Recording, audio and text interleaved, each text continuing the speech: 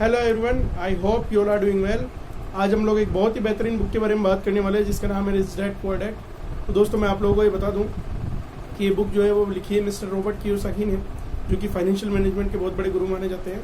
और इन्होंने जो फाइनेंशियल मैनेजमेंट सीखा है वो इन्होंने अपने रिच डैड से सीखा है। और इस बुक के अंदर उन्होंने एक स्टोरी बनाई है जिसमें उन्होंने बताया कि इनके रिच डैड की सोच किस तरह की होती है और पुअर डैड की किस तरह से होती है। और उन्होंने इस चीज फाइनेंशियल को इतना खूबसूरती से बताया है, इसमें इतना अच्छे से समझाया है कि हम लोग फाइनेंशियल मैनेजमेंट इस तरह से करें कि एक एज के बाद में आप लोग फाइनेंशियली बिल्कुल फ्री हो सकते हैं। आप लोगों को अपने दैनिक खर्चे के लिए इसके परेशान होने की जरूरत नहीं है। अगर आप पैसे का सही यूटिलाइज करते हो तो किन किन चीज़ों में हमें पैसा खर्च करना चाहिए, किन किन चीज़ों में नहीं करना चाहिए, हमारी लाइफ स्टाइल किस तरह से होनी चाहिए, ये सब इस बुक में बताया गया है। और इसी के साथ साथ हमें अपना पैसा कहाँ लगाना चाहिए ये भी इस बुक में बहुत अच्छे से बताया है। बट इन सब के बाद जो सबसे ज़रूरी है वो रिसर्च आपकी खुद की है कि आपको रिसर्च कुछ इस तरह से करनी है कि आपका पैसा हमेशा सेफ है। इन्होंने कुछ मीडियम बताए हैं, बट उन मीडियम को सर्च करके आपको अपने हिसाब से उन चीज़ को करना है। तो दोस्तों, चलते हैं इस बुक की तरफ। सबसे पहले मैं आपको इस बुक की कैप्शन के बारे में बता देता हूँ जो इन्होंने लिखा है। एक्चुअली फाइनेंशियल फ्यूचर जो है वो अपना कैसे सिक्योर हो उसके ऊपर बुक है। इसके बाद इन्होंने बताया कि कैसे उनके फादर जो कि ग्रेजुएट होते हैं और वो पुअर डैड उनको बुलाते हैं क्योंकि उनकी सोच जो होती है फाइनेंशियल को लेके वो इस तरह से होती है कि हमारा बेटा पढ़ लिख ले और एक अच्छी सिक्योर जॉब पाले, दैट्स इट। जबकि जो रिच डैड होते हैं उनकी सोच इस तरह से होती है कि पैसा हमारे लिए काम करे, हम पैसे के लिए काम नहीं करें। वो कब होता है? जब आप इन्वेस्टिंग सीखते हो कि कहाँ हमें पैसे को इन्वेस्ट करना चाहिए। उसके लिए आपको फ्यूचर का पता होना चाहिए कि फ्यूचर में मार्केट किस ओर जाने वाला है। तो ये चीज़ें दोस्तों। इसके बाद उन्होंने एक बहुत ही अच्छा डायग्राम लोगों को समझाया है जिसको हम लोग EBSI बोलते हैं, जो कि बिजनेस, एम्प्लॉय, सेल्फ एम्प्लॉयड और इन्वेस्टर। इन चारों के बीच में एक बहुत ही अच्छा डिफरेंस बताया है।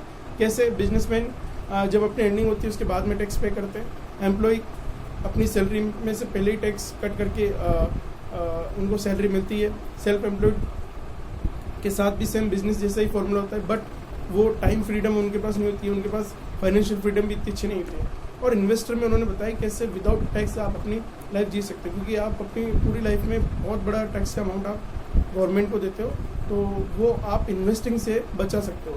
तो ये सब चीज़ें उन्होंने बताई कैसे शेयर मार्केट में इन्वेस्ट करना चाहिए और भी बहुत सारी चीज़ें जहाँ आप इन्वेस्ट कर सकते हो। इसके बाद उन्होंने जो इसमें बताई कि एसेट कौन कौन से होते हैं और लाइबिलिटीज़ कौन कौन सी होती है। जैसे उन्होंने कार के बारे में बताया कि कार जो है वो एक लाइबिलिटी होती है, क्योंकि एसेट वो होते हैं जो आपको अर्निंग देते हैं और लाइबिलिटीज़ वो होती है जिनमें आप पैसा लगाने के बाद रेगुलरली उनमें इनपुट देते रहते हो, वहाँ से आउटपुट नहीं आता। तो उन्होंने एसेट और लाइबिलिटीज़ को भी बहुत अच्छे से डिफाइन किया है।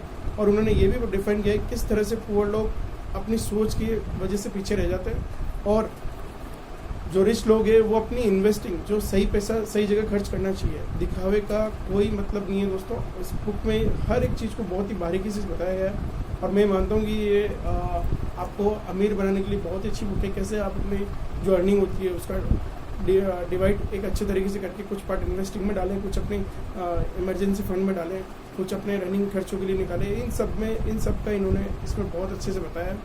अभी भी इसके 2 एडिशन और आ चुके हैं। अभी हम ओल्ड एडिशन जो सबसे फर्स्ट एडिशन है उसकी बात कर रहे हैं। तो इसके आगे जब आप इन सब चीज़ों को सीखेंगे, इनको इम्प्लीमेंट करेंगे तो आप लोगों को समझ में आना लगेगा, क्योंकि ये चीज़ें दोस्तों एक बारी में नहीं आती है। आप इसको जब बुक को फर्स्ट टाइम पढ़ेंगे तो आपको सब कुछ अच्छा लगेगा, बट जब इम्प्लीमेंटेशन की बात आती है तो मैं आप लोगों को श्योर हूँ कि फर्स्ट टाइम पढ़ने के बाद आप कुछ टाइम में इन चीज़ों को भूलना शुरू कर दोगे। इसलिए ज़रूरी है कि इस बुक को ज़रूर पढ़ें, कुछ टाइम में इसको पढ़ते रहें, क्योंकि इसको पढ़ने से क्या होता है, आप इसके माहौल में रहते हो, इसके एक एनवायरनमेंट में रहते हो, तो आप इसके बताए अनुसार काम करते हो। क्योंकि अभी भी ये बुक इतना टाइम हो गया इसको लिखे हुए, बट इसकी जो थ्योरी है वो आज भी काम करती है दोस्तों। तो thank you so much. Lockdown period में आप लोगों को फाइनेंशियल मैनेजमेंट के लिए काफ़ी चीज़ समझ में आई होगी कि किस तरीके से जब कोई विकट परिस्थिति आती है और अगर हमारा फाइनेंशियल ठीक है तो हमें उस विपद परिस्थिति में भी कोई प्रॉब्लम नहीं होती है। तो इस बुक में इस चीज़ से रिलेटेड भी आपको बहुत कुछ सीखने को मिलेगा। तो थैंक यू दोस्तों, इस बुक को रीडिंग करिएगा और मेरे बताए हुए कुछ रिव्यू से आपको मिलती है तो मेरे चैनल को सब्सक्राइब कीजिएगा, इसको शेयर कीजिएगा। Thank you so much.